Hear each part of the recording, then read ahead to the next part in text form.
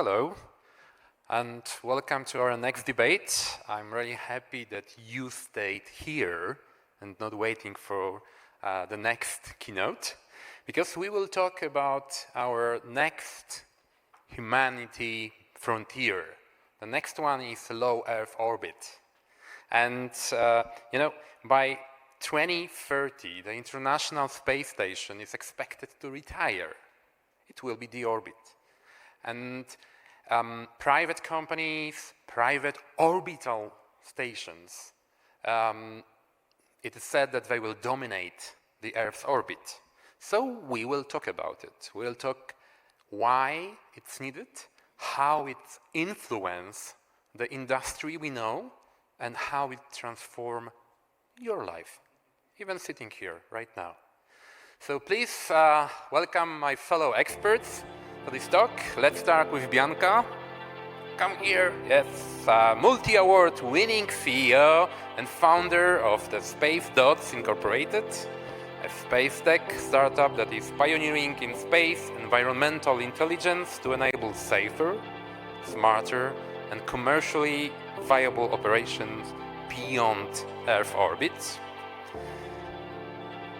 Simon Jenner, I have a special introduction for you.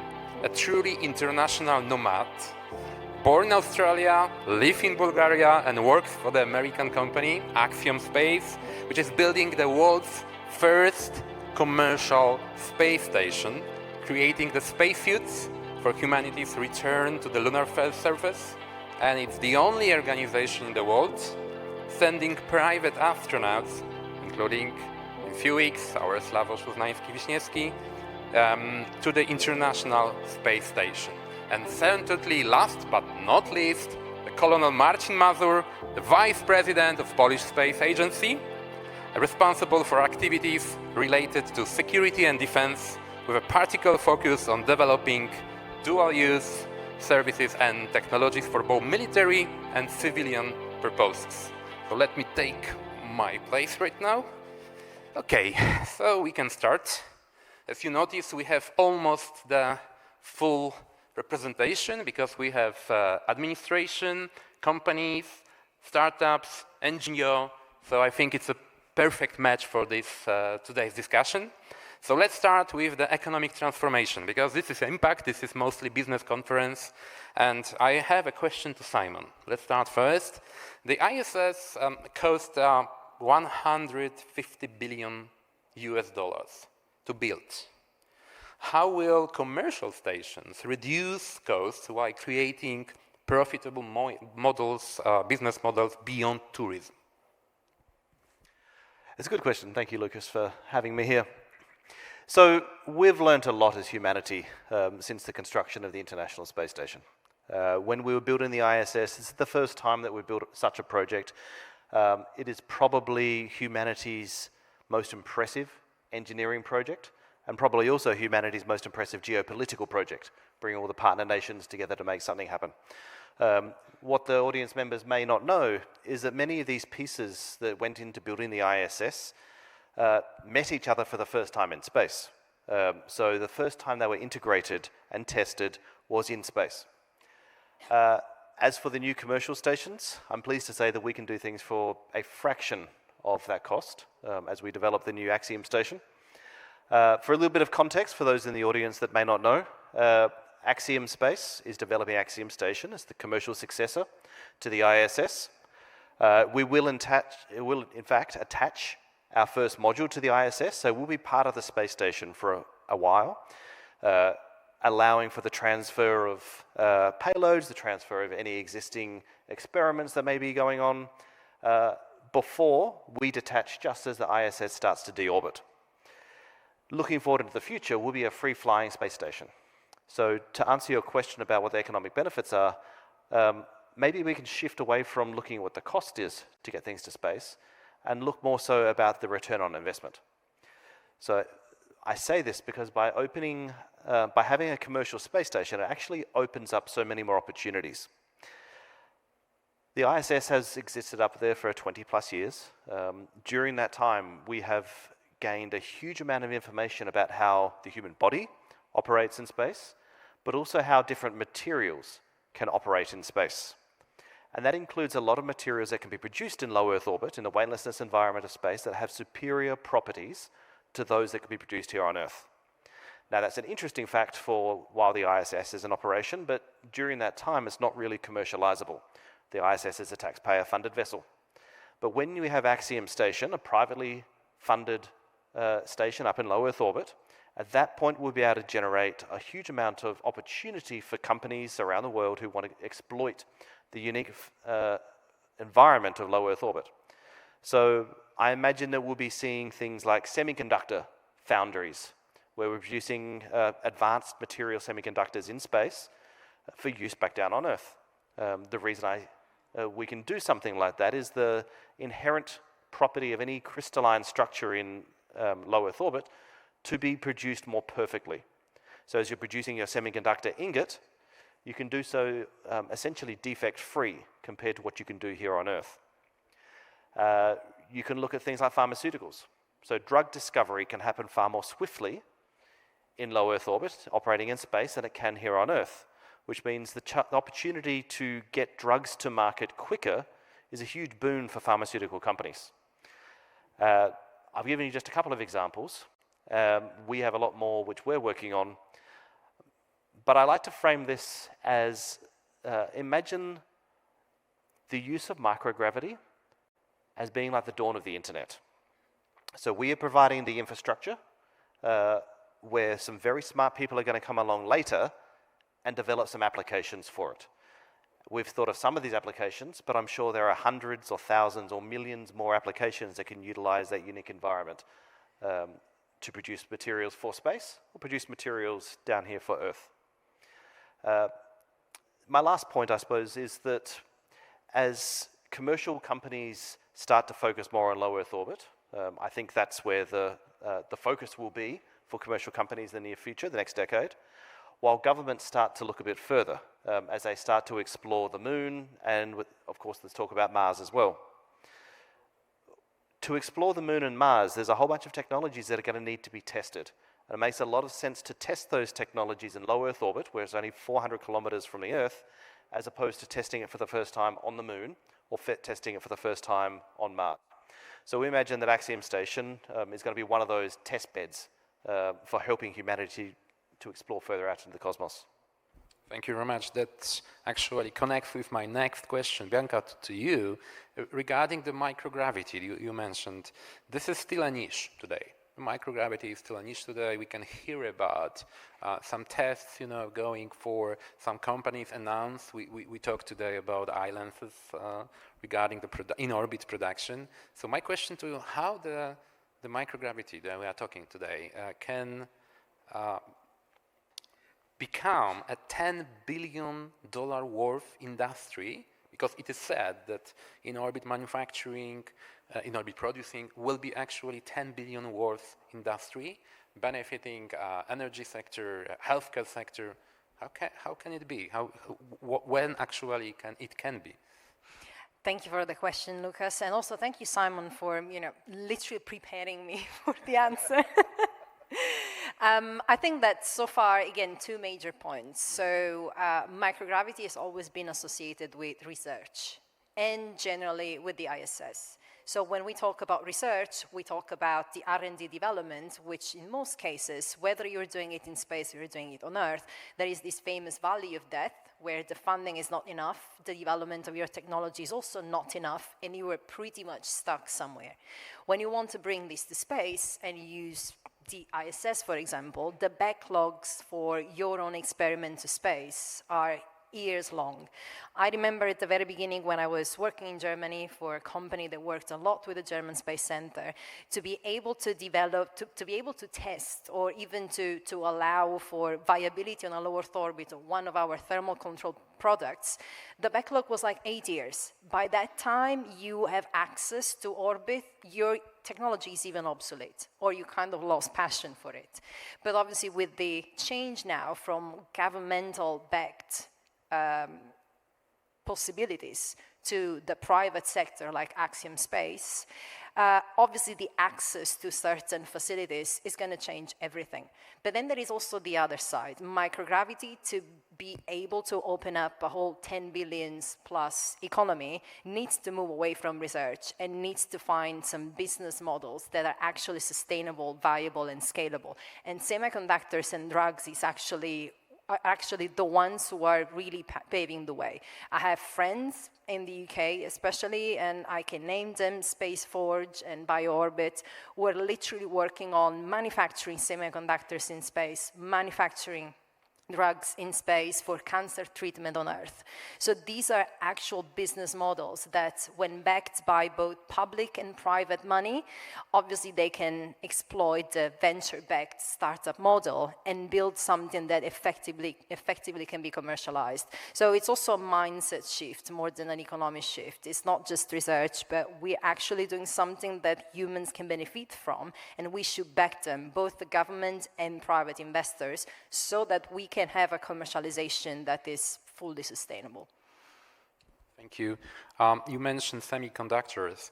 On Earth, right now, the semiconductors is a very important part of telecom industry and generally the industry.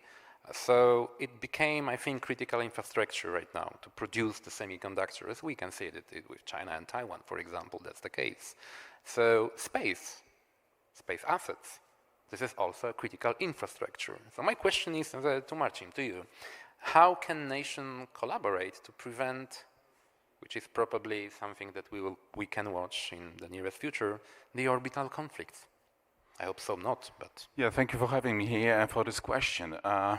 It needs to be a connection between the technology development and the critical infrastructure or capabilities how we use in military and also on civilian side, right? For governmental use. When we talk about products, data, services, which we need on the daily basis, which we are addicted to, actually, they are developed based on scientific project, based on technology development. It needs to be connection between the technology and the capabilities with the same set of or similar set of companies, and to go through technology development up to the outcome of the capabilities. And when you ask about critical infrastructure, the space capabilities are definitely the critical ones. On the daily basis, we use the services, the information for navigation, for communication, for data transfer or a bank transfer. So it is needed. If you ask me about the way of collaboration or how to avoid the conflicts, my answer is always cooperation. The cooperation to have common capabilities, to have common projects to be developed, to share the responsibilities, to share the costs, and of course to avoid any threats and risk in space, on orbits. We need much more. We need some regulations. We need some procedures. We need some basics which will be fulfilled by all players, which is not easy, but it's still a way to go forward. So I just remind you, to all of you here, we are talking about present, not future, because most of these things are happening right now.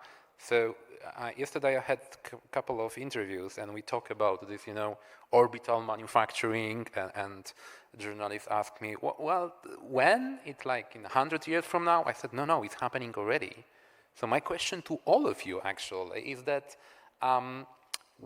which Earth industry or industries will you see the biggest disruption from orbital commerce? Will it be pharmaceuticals, mentioned already, agriculture, logistics? Who's first, Bianca? Okay, I think I will go on the biotech and pharmaceuticals. For all the reasons that we've mentioned, that is a lot better crystallizing something in space and then using it on Earth, but also for the very nature of space. So if you think about organoids or creating some sort of human-shaped limbs in space, like 3D printed, for example, and I'm going really sci-fi now, like cyborg sci-fi kind of future.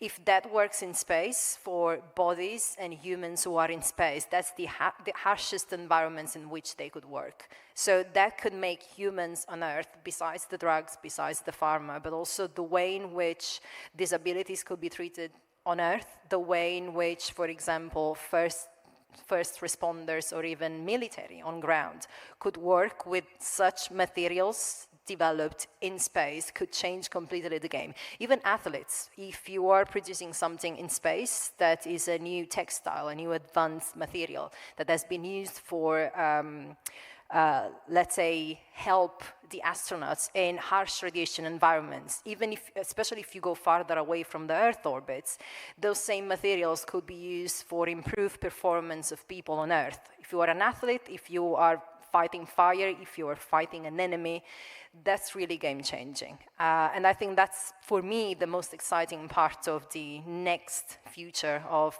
humans/cyborgs. Simon, the same question to you. I'm going to disagree just for the sake of this being a panel. I'm going to say data management. So we're hitting a point in some countries on Earth already where there's insufficient real estate or too costly real estate and energy to maintain the drive for data centers. So we humans are very, very data hungry. As we're entering into this AI evolution where AI is becoming an everyday part of our lives, that requires huge amounts of data processing power. So I I'm expecting that sometime within the next decade, there's going to be a flip point where it becomes more cost effective to host those data centers in space compared to the energy cost, the cooling cost, the land cost of hosting it here on Earth. And I say I expect that based on a little bit of data. So one of the things that Axiom is doing these days is constructing and putting into orbit orbital data centers. We're launching our first 2 of these assets later this year. We expect to launch a few more of these assets next year, getting to the point where we're going to have a globally distributed network of data center nodes.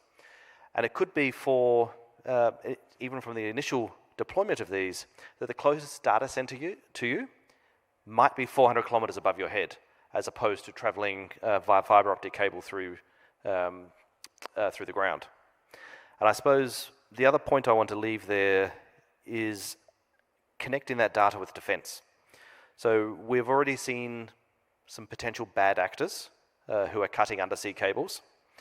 As we start to move some of these main trunks of the internet up to low Earth orbit, rather than having them on the ground under the sea where they can be affected, then I imagine we're going to be seeing most of the internet occurring up in space. If I would choose with one of the options which you gave us, I would select the transportation and logistic. When you compare how much we send, how much we launch, comparing what we used to do, and when you compare the prices, for instance, when you take SpaceX Falcon 9, where couple of 2-3 years ago, we had $2,000 price per kilo, and when you compare to Starship, which is more or less 10 times cheaper, and with even much bigger capacity, that gives me the impression that will be the area which will change dramatically in near future. I might add to that. Staying on the defense part, staying on the logistics part and adding defense into that equation, there is already discussion about storage of defensive supplies in low Earth orbit, ready for deployment directly to the warfighting front. So rather than having to build an on-ground supply chain to get what you need where you need it. It can be stored in low Earth orbit and then deorbited right to where you need it. In that case, you are theoretically getting stuff to your warfighting front much quicker and much safer. So it's going to be something to watch there as well. So, guys, when business comes, the politics comes, the rivalry comes, and you know, this sometimes even ego comes of some of the politicians. I'm referring to the Outer Space Treaty from the 60s. Right now, at the moment, it forbids to own the celestial bodies. So we are talking not you cannot buy anything on the moon. If you already bought it, I'm sorry. So do you think that this framework will survive? Because we are talking about more and more business coming, more new powers coming. What will happen? It's a very complex topic.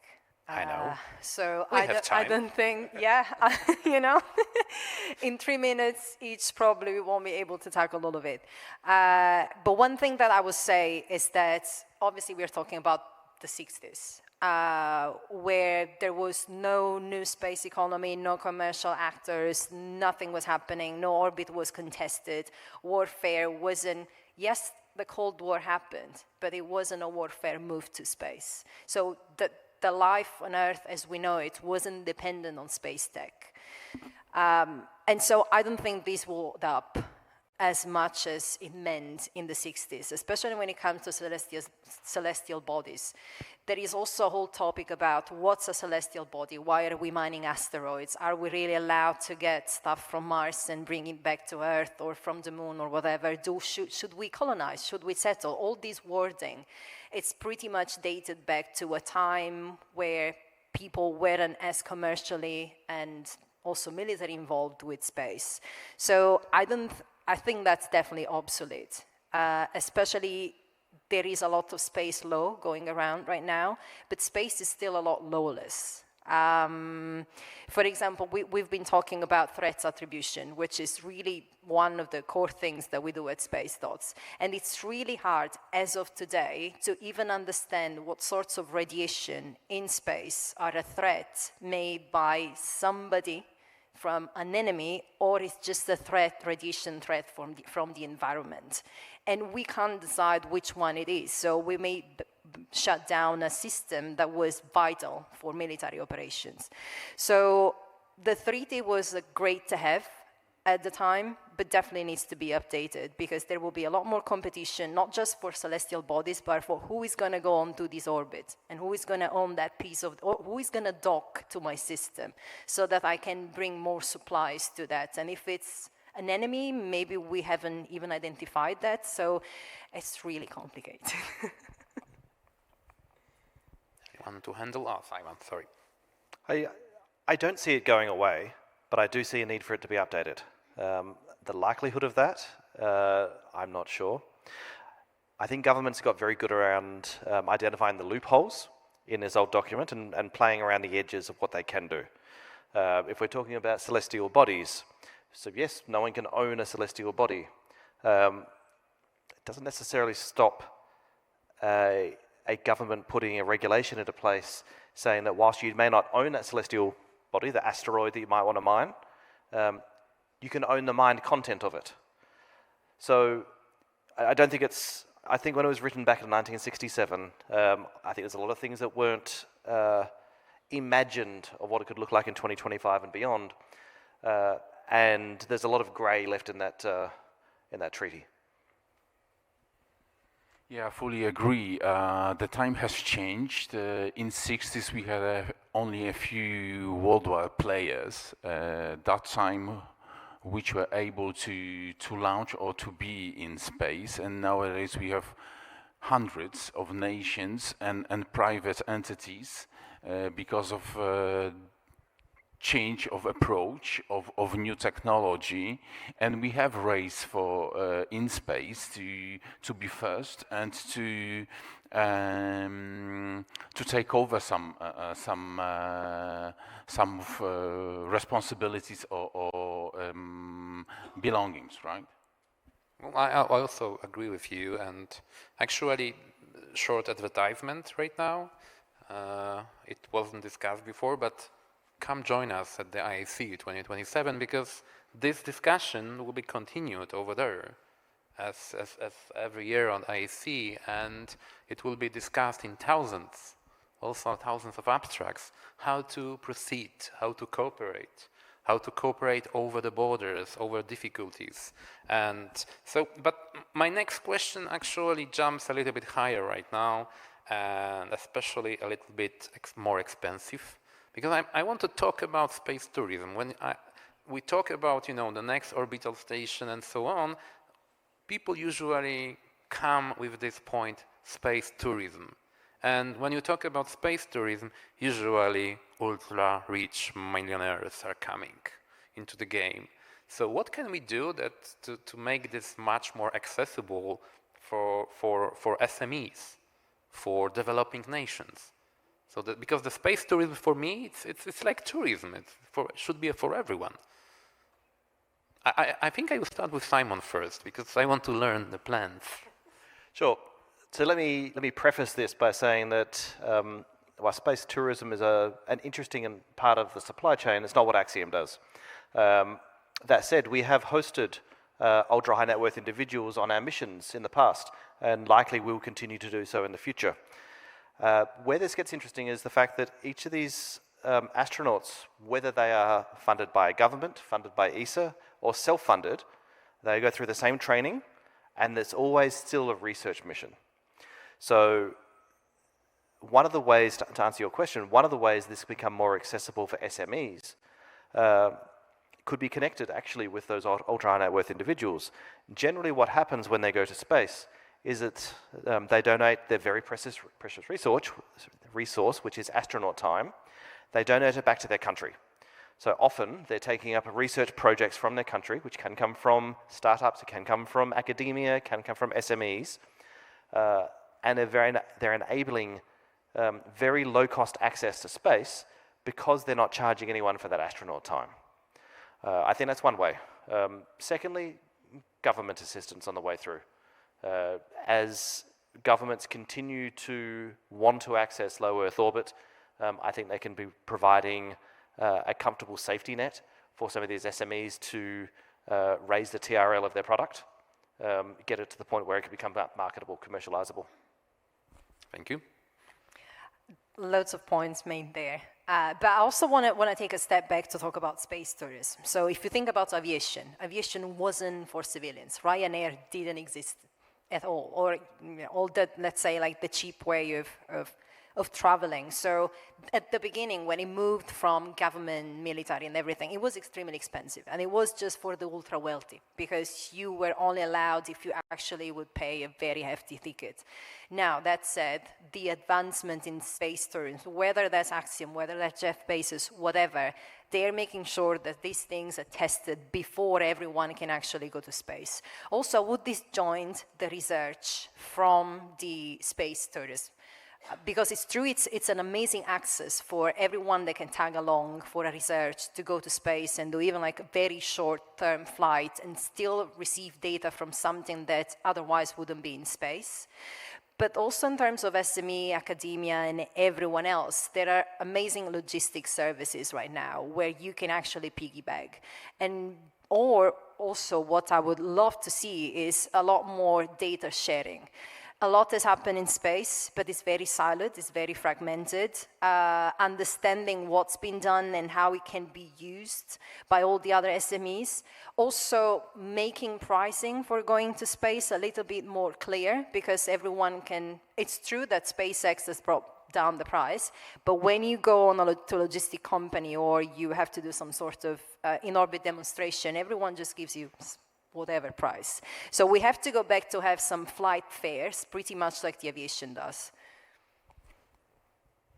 Yeah, I would say it was Bianca compared to aviation. There are much more probably with cars or whatsoever. The new technology pushed the barriers, the walls where we can get. So when we can share the costs, when we can share the responsibilities, then you can find customers for new advantages, new ideas for future, just for society.